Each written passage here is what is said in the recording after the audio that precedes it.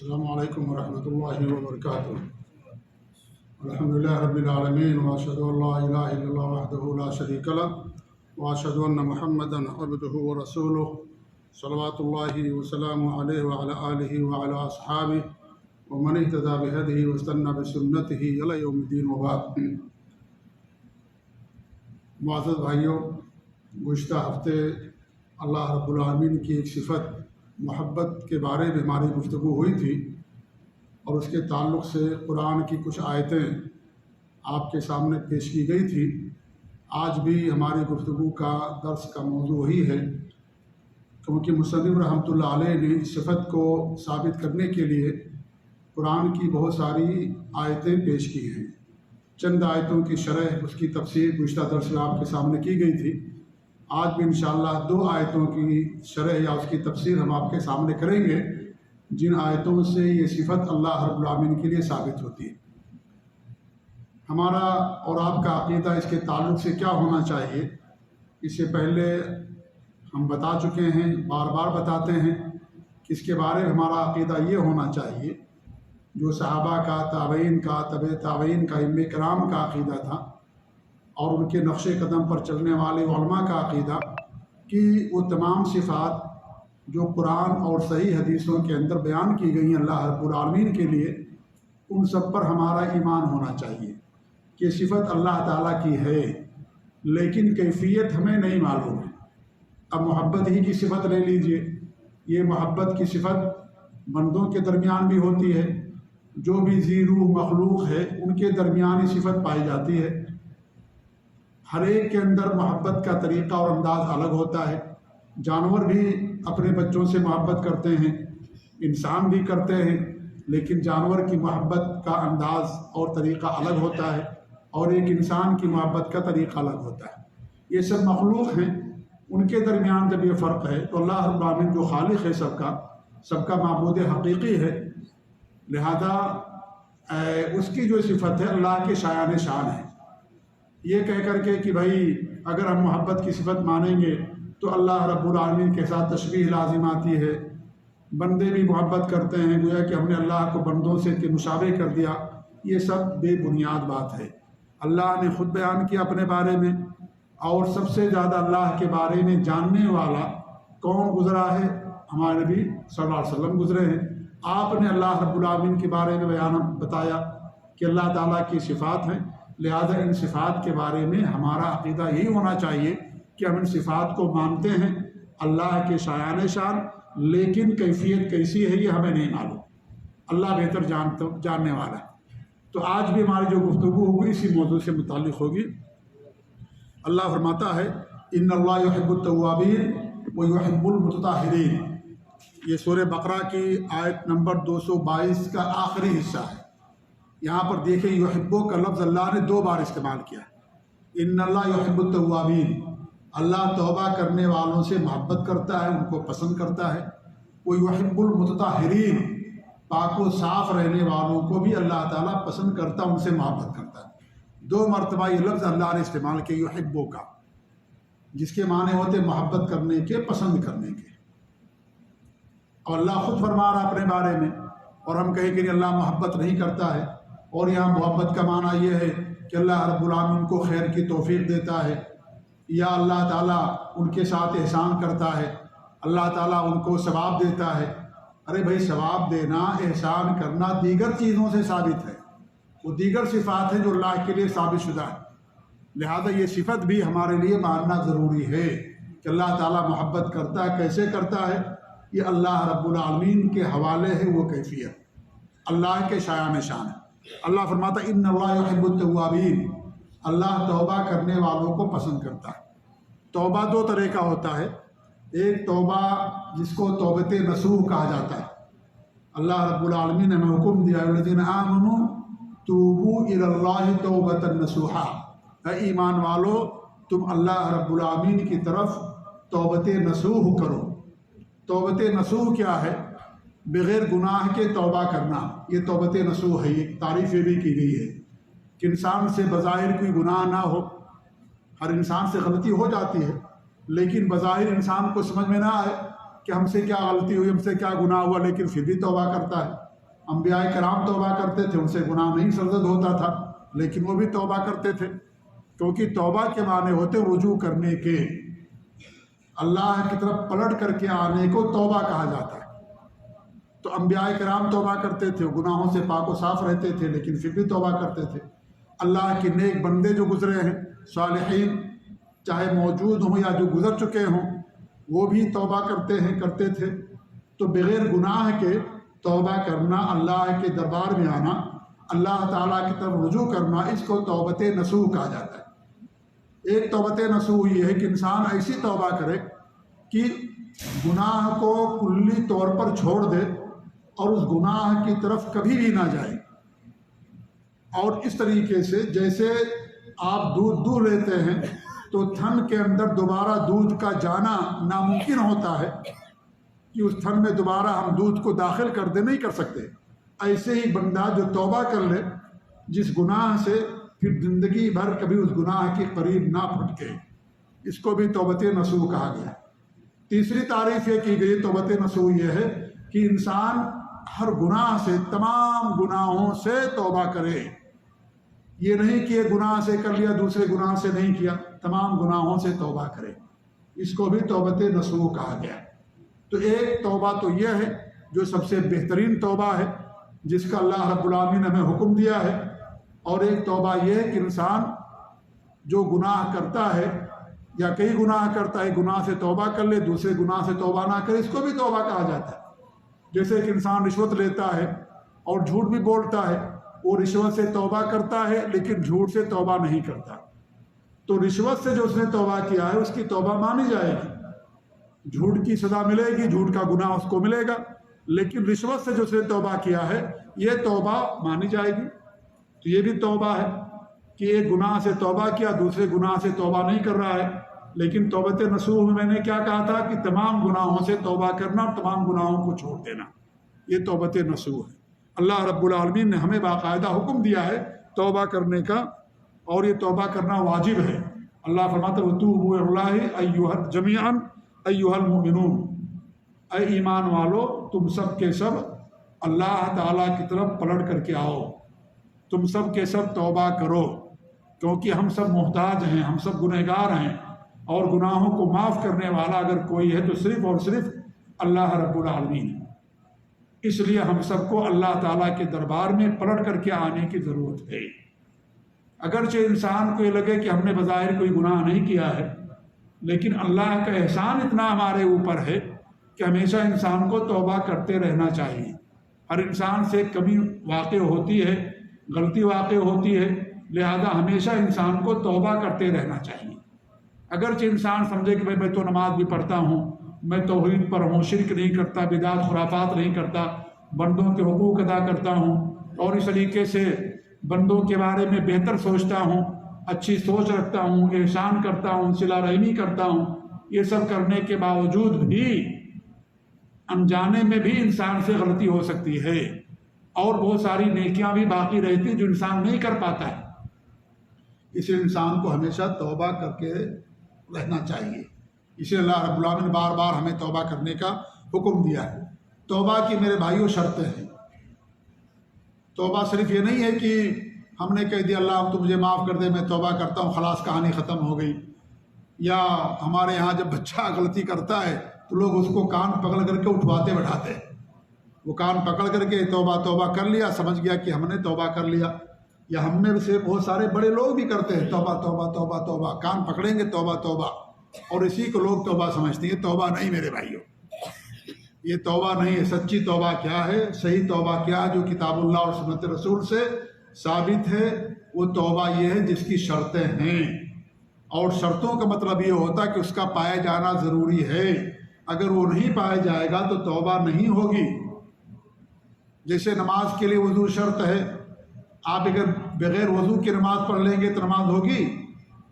نہیں ہوگی۔ آپ کتنی بھی نماز پڑھیں، کتنا بھی تہجد پڑھیں، نماز نہیں ہوگی، کیونکہ شرط نہیں پائی گئی، شرط نہیں پائی گئی، لہذا آپ کی نماز نہیں ہوگی، آپ کتنی بھی نماز پڑھیں۔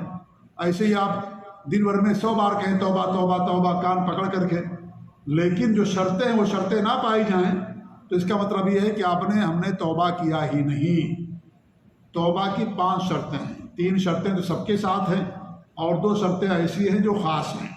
پہلی شرط یہ ہے کہ انسان اس گناہ کو فوراً چھوڑ دے، یہ سب سے پہلی شرط ہے، ٹھیک ہے؟ گناہ کا چھوڑ دینا، یہ نہیں کہ ہم توبہ کرتے رہیں، گناہ ہمیشہ کرتے رہیں، اسی گناہ کو کر رہے ہیں، چھوڑ نہیں رہتے تو مذاق ہو جائے گا، یہ تو صرف جو ہے ہنسی اور مذاق ہو جائے گا کہ انسان کہہ تو رہا ہے لیکن گناہ کو چھوڑ نہیں رہا ہے۔ تو ہمیں گناہ چھوڑنا ضروری ہے، کیسا بھی گناہ ہو وہ، چاہے وہ شرک ہو، بدعت ہو، خرافات ہو، نماز سے دوری ہو، جیسا بھی گناہ، انسان اس گناہ کو فوراً چھوڑ دے۔ نمبر 2، اس پر اسے ندامت ہو، افسوس ہو کہ ہم سے یہ گناہ ہو گیا ہے، اسے شرمندگی ہو، ندامت ہو، یہ شرط ہے، یہ کیا یہ شرط ہے؟ اگر یہ شرط یہ چیز نہیں ہوگی تو ہمارا توبہ مطلب ہم نے توبہ کیا ہی نہیں۔ تیسری شرط یہ کہ عزم ہو، مکمل عزم، پختہ ارادہ کہ اب دوبارہ اس گناہ کے قریب ہم نہیں جائیں گے، اب وہ گناہ نہیں کریں گے، ہم نے جو کر لیا ہمیں اس پر افسوس ہے، اب اس گناہ کے قریب ہم نہیں جائیں گے، یہ بھی عزم ہونا چاہیے۔ 3 شرطیں ضروری ہیں، ٹھیک ہے؟ اور ایک شرط اور بھی ہے جو سب گناہوں سب چیزوں کے ساتھ ہے کہ انسان توبہ کرنے میں مخلص ہو، خالص اللہ کے لیے توبہ کرے، ریاکاری مقصد نہ ہو، دکھاوا مقصد نہ ہو، خالص اللہ کے لیے توبہ کرنا۔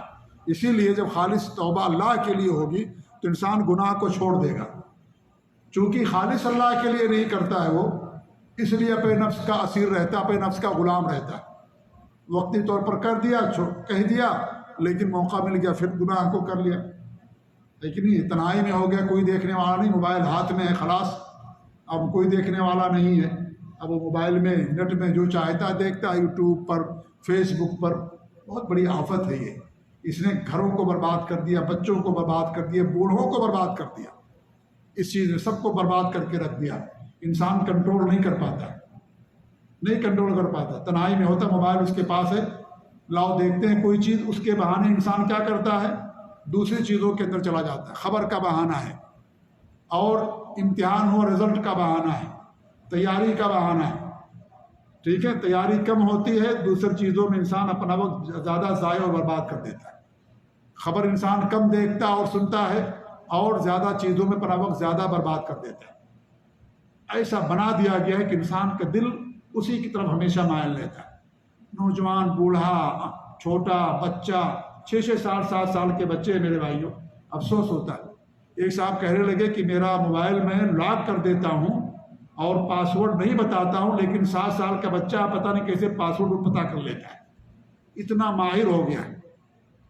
جی ہاں، اتنا ماہر ہو جاتے ہیں بچے، آج کل کے بچے بڑے شارپ ہوتے ہیں ان چیزوں میں، دیگر چیزوں میں نہیں ہوتے ہیں، ان چیزوں میں زیادہ شارپ ہوتے ہیں، ان کا ذہن بہت تیز چلتا ہے، ان چیزوں میں بہت آگے ہوتے ہیں۔ جی ہاں، 7 سال کا 8 سال کا بچہ جسے صحیح طریقے سے موبائل بھی پکڑنا نہیں آنا چاہیے، وہ موبائل کے لاک کو کھول دیتا ہے، تمام اس میں جو مواقع ہیں اور جو تمام چیزیں ہیں، ویب سائٹس ہیں، سب پر چلا جاتا ہے، سب کو دیکھ لیتا ہے۔ جی ہاں، اور ہم بھی ایسے سست ہو گئے ہیں کہ ہم کہتے ہیں بچہ ہمارا رو رہا ہے، اس کو موبائل پکڑا دو، ماں اپنا جو ہے دوسروں سے بات کر رہی ہے، بچہ موبائل میں پڑا ہوا ہے، ماں کو صرف اتنی لگی ہوئی ہے کہ ہماری جان چھٹی ہوئی ہے، جو بھی بچہ ہمارا کر رہا اس کو کرنے دو، پریشان نہیں کر رہا، مجھے تنگ نہیں کر رہا ہے۔ اپنے آپ کو تنگ اور پریشان ہونے سے بچانے کے لیے ہم نے اس کو جو کھلونا دے دیا ہے، وہ کھلونا بہت خطرناک کھلونا ہے، وہ بارود ہے سمجھ لیجئے، وہ جو جلا کر کے خاک کر دینے والا، بہت خطرناک چیز ہے یہ۔ ہاں، بہت مجبوری انسان کے پاس ہے تو بچوں کو دے، کیونکہ بھئی آج ایسا دور آ گیا ہے کہ اس کے بغیر آپ جو ہے امتحان میں نہیں جا سکتے، یا اور بہت ساری چیزیں۔ تو جب بچہ میچورڈ ہو جائے اور اچھی بری کی تمیز ہو جائے، آپ اس کو دے دو موبائل، وقتی طور پر استعمال کرے، کوئی مسئلہ نہیں ہے، مجبوری ہے یہ۔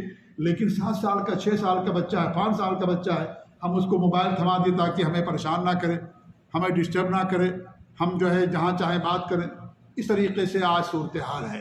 اور میرے بھائیوں، اس نیٹ نے، اس موبائل نے کیا کر دیا، سب کو دور کر دیا، آج اپنوں کو دور کر دیا، قریب لوگوں کو دور، لوگوں کو قریب کر دیا ہے کہ نہیں ہے؟ 2 لوگ ساتھ میں بیٹھے ہوئے ہیں، ایک ہی فلائٹ میں، ایک ہی بس میں، بغل بغل سیٹ ہے، دونوں اپنے اپنے موبائل میں مگن ہیں، بغل والے کی کوئی خبر نہیں، اور جو موبائل میں مگن ہے پتہ نہیں دنیا کے آخری کونے کا بندہ ہے، اس کے ساتھ بات چیت چل رہی ہے، اس کو دیکھ رہے، لیکن آپ کے بغل میں جو بیٹھا ہو جس کا حق ہے، آپ کا پڑوسی ہے وہ، اس کی کوئی خبر نہیں ہے۔ ایک ٹیبل پر بیٹھے ہوئے ہیں، ایک گھر کے اندر بیٹھے ہوئے ہیں، اولاد بیٹھی، بیوی بھی ہے، بچے بھی ہیں، سب اپنے اپنے موبائل میں مگن، کوئی کسی کو نہیں دیکھ رہا، کوئی کسی کی خبر نہیں لے رہا ہے۔ دور والوں کی بڑی خبر، بڑا احساس ہے، لیکن اپنے جو قریبی ہیں ساتھ میں بیٹھے ہوئے ان کا کوئی ہمیں احساس نہیں۔ اسی کا نام نیٹ ہے۔ ایک صاحب نے یہی تعریف کی نیٹ کی۔ نیٹ کا مطلب یہ جس نے دور کو قریب کر دیا، قریب کو دور کر دیا، اور حقیقت میں بڑی اچھی تعریف کی انہوں نے۔ یہ آج تعریف ہے نیٹ کی، موبائل کی ہی تعریف رہ گئی۔ تو آج یہی صورتحال ہماری ہے میرے بھائیوں۔ تو وہ بتائیے رہا تھا، توبہ سے ہماری گفتگو چل رہی تھی کہ انسان کو اپنے اعمال میں، توبہ میں، تمام باتوں کے اندر مخلص ہونا چاہیے، اور یہ ہر عبادت کے لیے شرط ہوتی ہے۔ توبہ کی ایک شرط یہ بھی ہے کہ اگر اس کا تعلق بندوں کے حقوق سے ہے تو حق واپس کر دینا، یا دنیا میں معاف کروا لینا، حق واپس کر دینا اس کو۔ بندوں سے تعلق اگر ہے، ہم نے کسی کا حق کھا لیا، کسی کو تنخواہ نہیں دی، کسی نے آپ کو قرضہ دیا، آپ نے قرضہ واپس نہیں کیا، کسی کی زمین پر ناجائز قبضہ کر لیا، دکان پر قبضہ کر لیا، بھائی کا حق نہیں دیا، بہن کو حق نہیں دیا، اور کسی کا حق نہیں دیا جس کا حق ہے، اس کو دنیا کے اندر یا تو واپس کر دیں، یا تو تلافی کر لیں اور معاف کروا لیں، اگر بندوں کے حقوق سے متعلق ہے تو، کیونکہ بندوں کے حقوق اللہ بھی نہیں معاف کرے گا، بندے ہی معاف کر سکتے ہیں اس کو، جس سے متعلق حق ہے وہ۔ تو حقوق العباد بھی بہت اہم حق ہے۔ حقوق اللہ معاف ہو سکتا ہے، اللہ معاف کر دے گا، لیکن حقوق اللہ میں ایک حق نہیں معاف ہوگا۔ کون سا حق ہے وہ؟ شرک نہیں معاف ہوگا۔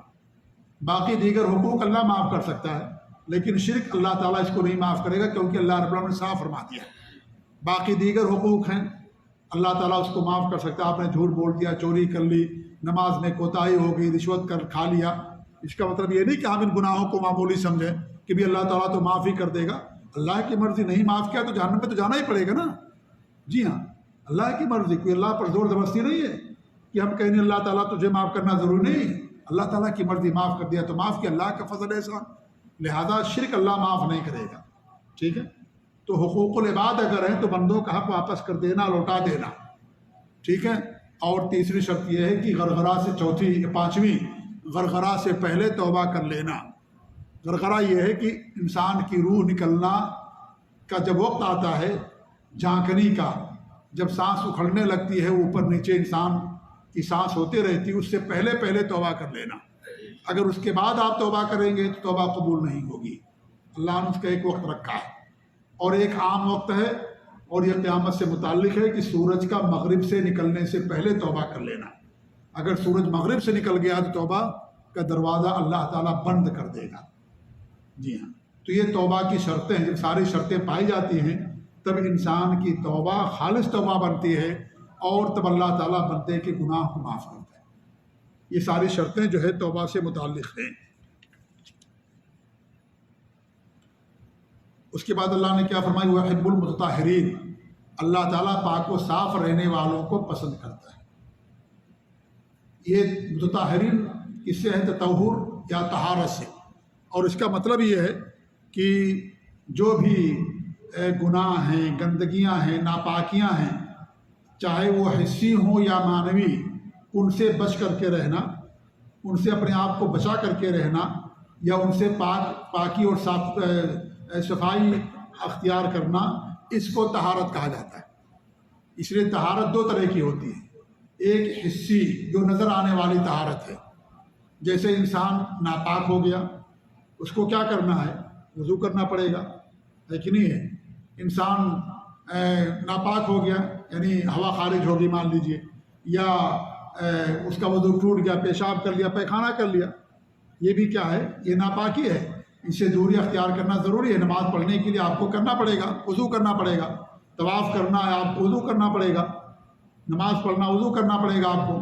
تو جو حسی ہے، انسان ناپاک ہو گیا، بیوی کے پاس گیا، یا نائٹ فال ہو گیا، اس کو کیا کرنا ہے؟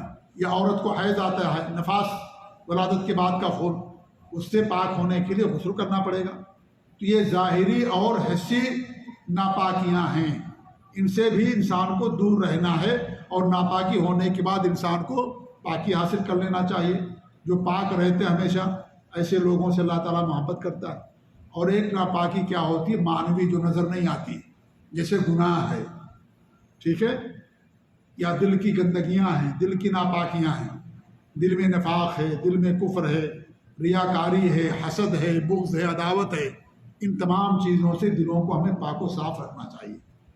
تو اللہ رب العالمین ایسے لوگوں کو پسند کرتا ہے جو اس طرح کی چیزوں سے اپنے آپ کو جو ہے محفوظ رکھتے ہیں۔ اللہ کے رسول کی حدیث الطہور شطر الایمان، پاکی کیا ہے؟ آدھا ایمان ہے۔ پاکی، آپ کا دل پاک ہو، یا اس طریقے سے ناپاکی ہو جائے، آپ غسل کر لیں، وضو کر لیں اگر وضو کرنے کی ضرورت ہے۔ دل کے اندر کوئی حسد اور بغض ہے، اس سے اپنے آپ کو پاک و صاف کر لیں، دل کو آئینے کے مانند بنا لیں، دل میں کسی کے خلاف کوئی بغض نہ ہو، حسد اور نفرت نہ ہو۔ تو یہ کیا ہے؟ اس سے بھی انسان کو پاک و صاف رہنا چاہیے۔ تو ہر طرح کے پاکی اختیار کرنے والوں کو اللہ تعالیٰ پسند کرتا ہے۔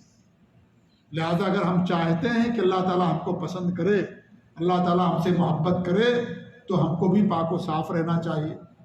اپنے کپڑے کو صاف رکھیں، اپنے جسم کو صاف رکھیں، اپنے دل کو صاف رکھیں، پاک رکھیں، گناہوں سے دوری اختیار کریں، گناہوں سے پاک و صاف رہیں ہم، دل کے گناہ ہوں یا جسم کے گناہ ہوں، کسی بھی طرح کے گناہ ہوں، ان تمام گناہوں سے اپنے آپ کو پاک و صاف رکھیں۔ اور سب سے بڑا گناہ تو شرک ہے، شرک سے انسان پاک ہو تبھی حقیقت میں اس کو طہارت حاصل ہوگی، ورنہ دنیا کی ساری طہارتیں انسان کے پاس ہوں لیکن یہ طہارت نہ ہو کہ انسان اپنے آپ کو شرک سے محفوظ نہ رکھے، تو دنیا کی تمام طہارتوں کا کوئی فائدہ نہیں ہوگا۔ اس لیے سب سے زیادہ ضروری ہے کہ انسان کے پاس یہ طہارت ہونی چاہیے کہ انسان کے عمل میں شرک نہ ہو، عقیدے میں انسان کے شرک نہ ہو، کیونکہ شرک کو اللہ رب العالمین کبھی نہیں معاف کرے گا۔ یہ سب سے بڑی نجاست ہے، یہ سب سے بڑی ناپاکی ہے، یہ سب سے بڑی گندگی ہے۔ یہ اس سے بڑی کوئی گندگی نہیں ہے روئے زمین پر شرک سے۔ آپ کا کپڑا ناپاک ہو گیا، آپ دھل لیجئے، صاف ہو گیا کپڑا، آپ غسل کر لیے، صاف ہو گیا۔ لیکن شرک اگر ہے آپ کے عمل میں، آپ کا کپڑا کتنا بھی صاف ستھرا کیوں نہ ہو، اس کا کوئی فائدہ نہیں ہوگا۔ آپ کتنے خشوع اور خضوع کے ساتھ نماز پڑھیں، کتنی پابندی کے ساتھ پڑھیں، تہجد گزار ہوں، تمام نیکیاں آپ کرنے والے ہوں، لیکن یہ چیز آپ کے پاس نہ ہو تو آپ کے ان تمام نیکیوں کا اللہ کے دربار میں کوئی فائدہ نہیں ہوگا، کوئی فائدہ نہیں ہوگا۔ تو سب سے بڑی طہارت یہ ہے کہ انسان اپنے اعمال کو، اپنے عقیدے کو، اپنی عبادتوں کو شرک سے پاک رکھے۔ یہ سب سے بڑی طہارت ہے۔ اسی طہارت پر آپ کے دیگر اعمال کی قبولیت کا دار و مدار۔ اس کے بعد ایک آیت اور پڑھتے ہیں، اور یہ ایسی آیت ہے جو بارہا آپ لوگوں نے سنی ہوگی۔ یہ سورہ آل عمران کی آیت نمبر 31 ہے۔ اللہ فرماتا ہے قُلْ إِن كُنتُمْ تُحِبُّونَ اللَّهَ فَاتَّبِعُونِي يُحْبِبْكُمُ اللَّهُ وَيَغْفِرْ لَكُمْ ذُنُوبَكُمْ۔ اے نبی صلی اللہ علیہ وسلم، آپ فرما دیجئے، ارشاد فرما دیجئے کہ اگر تمہیں اللہ تعالیٰ سے محبت ہے، فَاتَّبِعُونِي، میری اتباع کرو، میری پیروی کرو، يُحْبِبْكُمُ اللَّهُ، اللہ تمہیں اپنا محبوب بنا دے گا، تم سے محبت کرے گا۔ یہاں بھی ثابت ہوا کہ اللہ تعالیٰ محبت کرتا ہے۔ وَيَغْفِرْ لَكُمْ ذُنُوبَكُمْ، دوسرا یہ فائدہ ہوگا کہ اللہ تمہارے گناہوں کو معاف کر دے گا۔ اللہ تعالیٰ سے محبت کے لیے ہمیں کیا کرنا ہے؟ اس کے نبی کی اتباع اور پیروی کرنی ہے، کیونکہ نبی کی اتباع اللہ کی اتباع ہوتی ہے، نبی کی اطاعت اللہ کی اطاعت ہوتی ہے۔ وَمَن يُطِیعِ الرَّسُولَ فَقَدْ أَطَاعَ اللَّهَ، جسے رسول کی اطاعت کی اس نے اللہ تعالیٰ کی اطاعت کی، جسے نبی کی نافرمانی کی اس نے اللہ کی نافرمانی کی۔ اللہ کی محبت حاصل کرنے کا ذریعہ اور سبب کیا ہے؟ ایک، نبی کی اتباع اور پیروی کرنا، نبی کے نقش قدم پر چلنا۔ اس کے بہت سارے اسباب ہیں اللہ کی محبت حاصل کرنے کے، ان میں سے ایک اہم سبب ہے نبی کی اتباع اور نبی کی پیروی کرنا، نبی کی تعلیمات کے مطابق عمل کرنا۔ جس طریقے سے نبی نے حکم دیا ہے، نبی کے تمام حکموں پر عمل کرنا، نبی نے جن چیزوں سے دور رہنے کا حکم دیا ان تمام چیزوں سے دور رہنا۔ اللہ تعالیٰ کی بات ویسی ہی کرنا جیسے نبی نے کی ہے. نبی نے جو کچھ بتایا ہے نبی کی تصدیق کرنا کہ ہاں نبی نے سچ فرمایا ہے.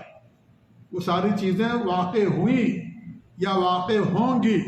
نبی صادق اور مصدوق ہیں، برحق ہیں، اللہ تعالیٰ کی طرف سے ہیں، اپنی طرف سے کچھ نہیں کہتے، اللہ تعالیٰ کے حکم اور وحی کے مطابق ہی کہتے ہیں. وما ينطق عن الهوى ان هو الا وحی یوحی، نبی کی طرف جو وحی آتی ہے وہی ہمارے نبی فرماتے ہیں. تو اللہ تعالیٰ کی محبت حاصل کرنے کا ایک بڑا ذریعہ نبی کی اتباع اور پیروی کرنا ہے. اللہ تعالیٰ کی محبت نبی کی مخالفت سے حاصل نہیں ہوگی. اللہ تعالیٰ کی محبت نبی کے بارے میں غلو کرنے سے حاصل نہیں ہوگی. نبی کے مقام کو اونچا کر دینے سے اللہ تعالیٰ کی محبت حاصل نہیں ہوگی. اللہ نے جو نبی کا مقام دیا ہے وہ مقام آخری مقام ہے. اس سے اگر اونچا کریں گے تو نبی کی شان میں غلو یہ حرام ہے. یہ ہمارے نبی صلی اللہ علیہ وسلم نے اس سے منع فرمایا. لا تطرونی کما اطرت النصارى عیسی ابن مریم، اے لوگوں میرا مقام اونچا نہ کر دینا جیسا کہ عیسیٰ بن مریم کے مقام کو نصارہ نے اونچا کر دیا اور ان کے مقام کو آگے بڑھا دیا، ان کی شان میں غلو کیا. فإنما أنا عبد، میں اللہ کا بندہ ہوں، غلام ہوں اللہ کا، مجھے اللہ کا بندہ اور اس کا رسول کہو. یہ ہمارے نبی کا درجہ. آپ اللہ کے بندے ہیں، اللہ کے نبی ہیں، اللہ کے رسول ہیں، ساتھ ہی ساتھ اللہ کے رسول بھی ہیں، بندے بھی ہیں. اب اللہ کے نبی کی شان میں غلو کرتے، کوئی کہے کہ آپ عالم الغیب ہیں، کوئی آپ کی بشریت کے انکار کر دے کہ آپ بشر ہی نہیں ہیں، آپ عالم الغیب ہیں، غیب کو جاننے والے ہیں. یہ سب اس سے اللہ تعالیٰ کی محبت نہیں حاصل ہوگی. یہ سب کیا ہے؟ نبی کی شان میں غلو کرنا حرام اور ناجائز ہے. یہ اللہ کے رسول صلی اللہ علیہ وسلم نے ہمیں اس سے منع فرمایا. آج ہمارے یہاں کی بڑا طبقہ ہے جو اللہ کے رسول کے بارے میں عقیدہ رکھتا ہے کہ آپ بشر نہیں ہیں، آپ عالم الغیب ہیں، آپ ما کان وما یکون، جو ہوا جو کچھ ہونے والا ہے تمام چیزوں کی خبر رکھتے ہیں.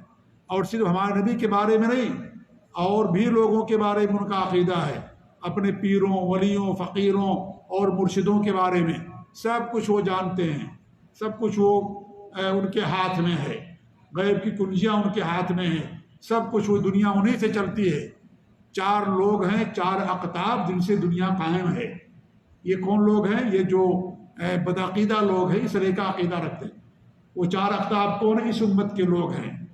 دنیا تو اس سے پہلے سے قائم ہے، تب کیسے دنیا قائم تھی بھائی؟ وہ اقطاب تو بھی پیدا ہوئے، پہلے نہیں تھے اقطاب. وہ قطب لوگ، ان میں عبد القادر جیلانی بھی ہیں، لوگ کہتے ہیں. جی ہاں، جس عبد القادر جیلانی کی پوری زندگی توحید اور سنت کی نشر و اشاعت میں گزری، اسی امام اور اسی ایک متقی اور موحد شخص کو لوگوں نے کیا سے کیا بنا دیا کہ ان سے دنیا قائم ہے. ایک پایا وہ بھی ہیں. دنیا 4 ستونوں پر قائم ہے، 4 قطب پر. ان میں سے ایک عبد القادر جیلانی بھی ہیں. عبد القادر جیلانی سے پہلے دنیا نہیں تھی. عبد القادر جیلانی دنیا سے چلے گئے، ان کی وفات ہو گئی. کیا دنیا قائم نہیں ہے؟ ان کی پوری زندگی گزری توحید کی اشاعت میں. ان کی کتاب غنیۃ الطالبین عربی زبان میں ہے. ہمارے یہاں کے لوگوں نے ترجمہ کیا تو غلط ترجمہ کر دیا. اس کتاب کو شرک کا مرکز بنا دیا، شرک اور بدعات اور خرافات اس کے اندر ڈال دی، غلط ترجمہ کر دیا. کیونکہ بیچارے لوگ عربی تو جانتے نہیں ہمارے یہاں، کیا سمجھیں گے وہ؟ تو جیسا چاہو ویسا ترجمہ کر دیا. جیسے قرآن کا منمانی ترجمہ کرتے ہیں، منمانی تفسیر کرتے ہیں. بیچارے لوگوں کو عربی تو معلوم نہیں ہے، اس لیے لوگوں کو دھوکہ دے دیتے ہیں، بہکاوے میں لوگ آ جاتے ہیں. دیکھو یہ ان کی کتاب ہے، حالانکہ ان کی اصلی کتاب پڑھیے غنیۃ الطالبین. ماشاءاللہ شروع سے آخر تک توحید ہی توحید، سنت ہی سنت. اس کے اندر بدعات اور خرافات کے خلاف ننگی تلوار تھے. وہ کتاب بھی ننگی تلوار ہے بدعات اور خرافات اور شرک کے خلاف. لیکن اسی کتاب کو لوگوں نے شرک کا منبع بنا دیا. نعوذ باللہ من ذالک. ایسا دھوکہ دیتے ہمارے ہاں کے لوگ. اللہ تعالیٰ ان کے جال سے، ان کے مکر سے، ان کی سازش سے پوری امت مسلمہ کو محفوظ رکھے. تو ایسے لوگ ہمارے یہاں جو خود نہیں بدلتے، قرآن کو بدل دیتے، دین کو بدل دیں گے، حدیثوں کو بدل دیں گے. ڈنڈی ماریں گے ترجمہ کرنے میں، آپ کو عربی آتی نہیں، کیا کریں گے آپ؟ تو اس طریقے کی صورتحال ہے. تو بدعات اور خرافات سے دوری یہ نبی سے محبت کی دلیل ہے. بدعات کرنا یہ نبی سے محبت کی پہچان نہیں ہے.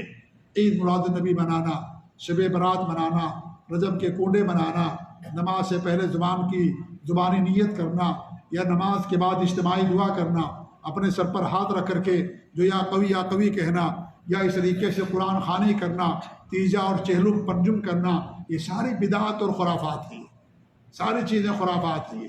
یہ سب کرنا نبی سے محبت کی پہچان نہیں ہے۔ نبی سے محبت کی پہچان اتباع ہے، آپ کی پیروی کرنا ہے، آپ کے لائے ہوئے طریقے کے مطابق زندگی گزارنا۔ جیسے ہمارے نبی نماز پڑھی ویسی نماز پڑھنا، یہ آپ سے محبت کی دلیل ہے۔ ہمارے نبی نے جیسے روزہ رکھا ویسی روزہ رکھنا۔ اللہ کے رسول کیا فرماتے ہیں؟ صلو کما رأیتمونی اصلی، جیسے میں نماز پڑھتا ہوں ویسے تم کو نماز پڑھنا، جیسے میں نے ویسے وضو کیا ویسے تم کو وضو کرنا۔ یہ نہیں کہ بدعات خرافات لے کر کے آئے انسان۔ ہمارے یہاں بہت سارے لوگ وضو کرتے ہیں، کیا کرتے ہیں؟ گردن پر مسح کرتے ہیں۔ گردن پر مسح کرنا کسی بھی حدیث سے ثابت نہیں ہے، نہیں ثابت ہے۔ زبان سے پہلے لوگ نیت کرتے ہیں وضو کرنے کی، یا نماز کی نیت کرتے ہیں، ساری چیزیں بدعات ہیں، یہ ثابت نہیں ہے ہمارے نبی صلی اللہ علیہ وسلم سے۔ جی ہاں، تو اس طریقے سے آپ دیکھیے، وضو وہی جو ہمارے نبی نے کیا، نماز وہی جو ہمارے نبی نماز پڑھی ہے، اس کے اندر کسی چیز کا اضافہ کرنا اپنی طرف سے، یہ سب بدعات اور خرافات ہیں۔ ہمارے نبی صلی اللہ علیہ وسلم ہمیشہ لوگوں کو بدعات اور خرافات سے منع کیا کرتے ہیں، ہر خطبے میں کہتے تھے فَإِنَّ خَيْرَ الْحَدِيثِ كِتَابُ اللَّهِ وَخَيْرَ الْهَدِيِ هَدْيُ مُحَمَّدٍ صلی اللہ علیہ وسلم۔ سب سے بہتر حدیث اللہ تعالیٰ کی کتاب قرآن، سب سے بہتر طریقہ نبی صلی اللہ علیہ وسلم کا طریقہ۔ اس طریقے کو چھوڑ کر کے دوسرا طریقہ، اپنا طریقہ لا کر کے پیش کر دینا، اس میں گڑبڑ کر دینا، یہ نبی سے محبت کی پہچان نہیں ہے۔ پھر کیا فرماتے تھے؟ وَإِيَّاكُمْ وَمُحْدَثَاتِ الْأُمُورِ، تم نئی نئی چیزوں سے بچو، کیونکہ ہر نئی چیز بدعت ہے، اور ہر بدعت گمراہی ہوتی ہے، اور گمراہی انسان کو جہنم کے اندر لے جانے والا ہے۔ ہمیشہ آپ صلی اللہ علیہ وسلم پڑھا کرتے تھے۔ تو بدعت کرنا یہ نبی سے محبت کی دلیل نہیں ہے، یہ تو شیطان سے محبت کی دلیل ہے۔ ہمارے نبی صلی اللہ علیہ وسلم بدعت سے بڑی نفرت کرتے تھے، سلف صالحین صحابہ نفرت کرتے تھے، اس لیے ہمیشہ بدعت سے دور رہنے کی تلقین کیا کرتے تھے۔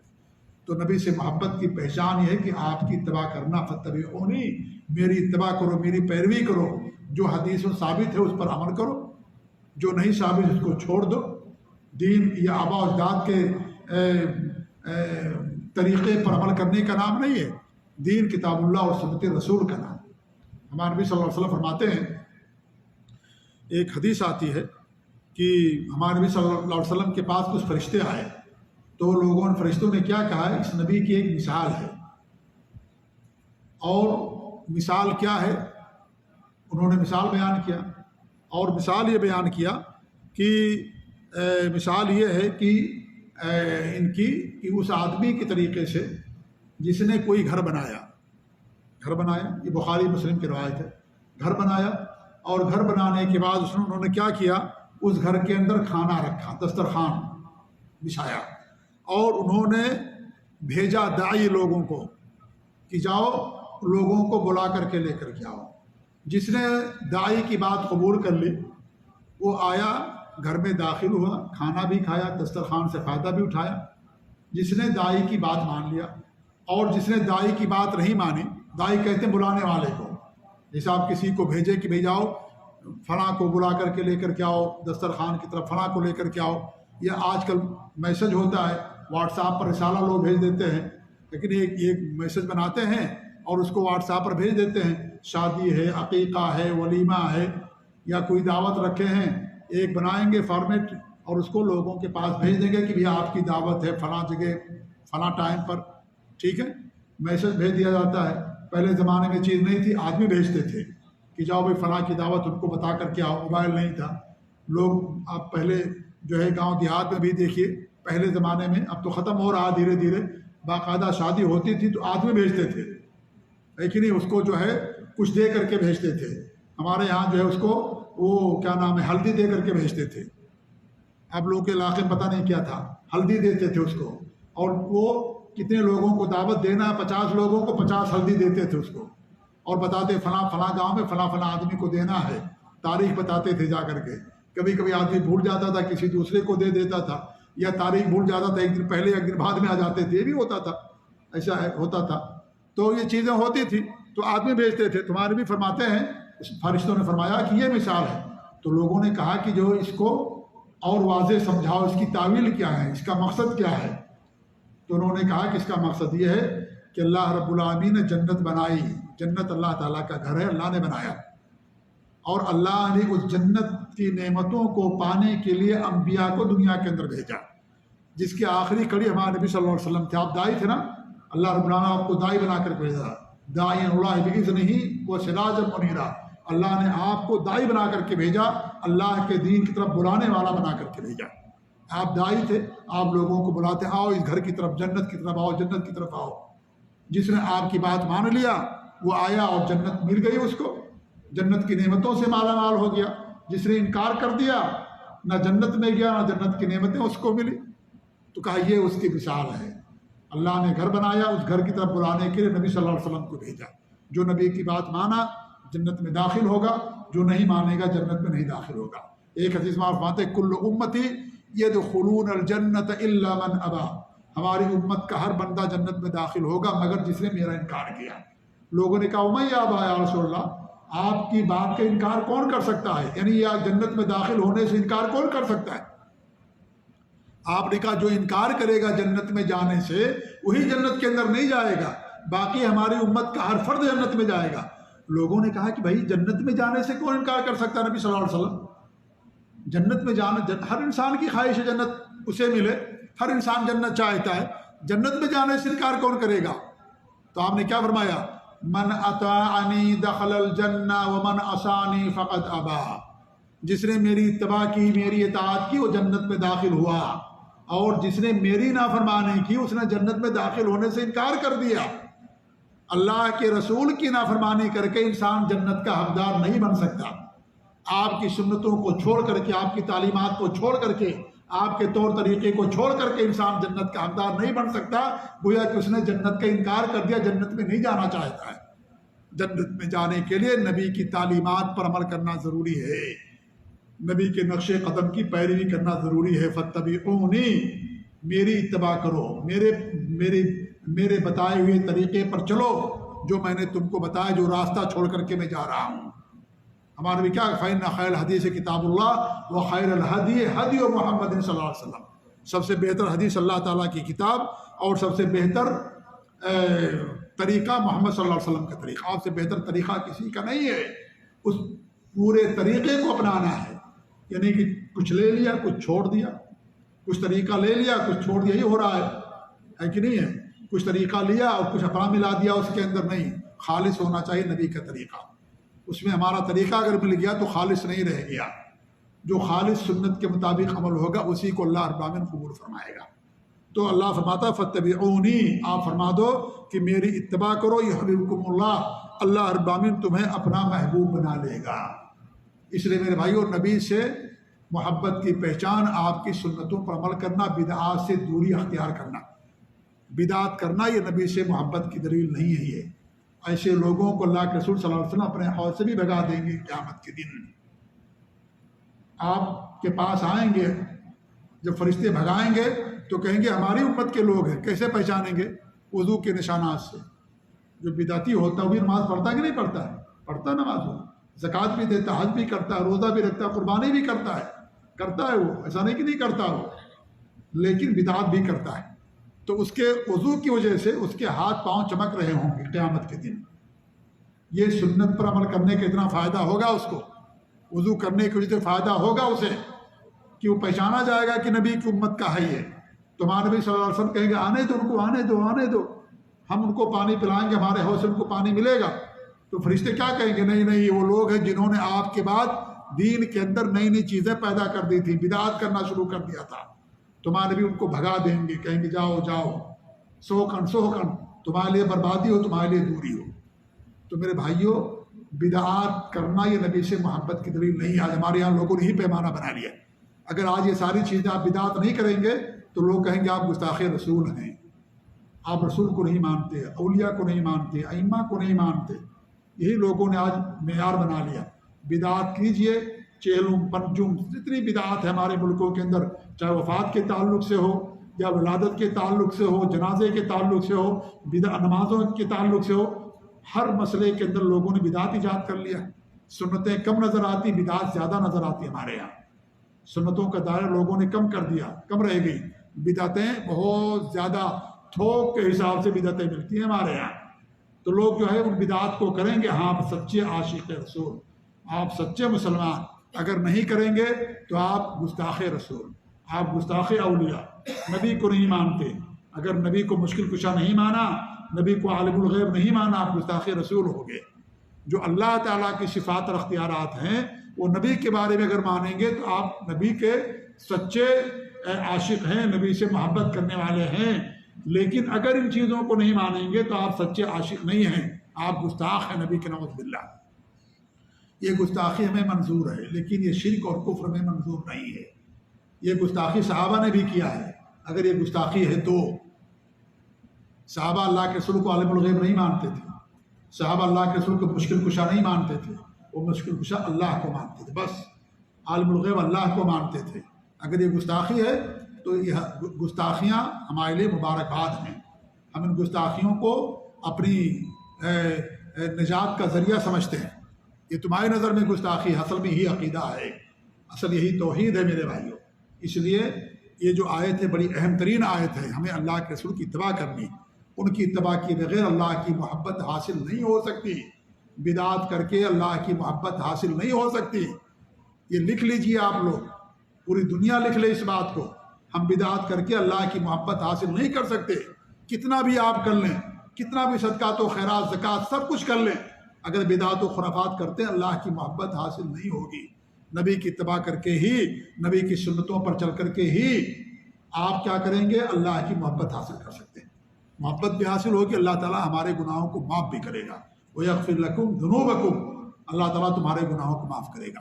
کہنے کا مقصد یہ ہے کہ اس آیت کریمہ سے بات ثابت ہوتی ہے کہ اللہ تعالیٰ لوگوں سے محبت کرتا ہے. کن سے؟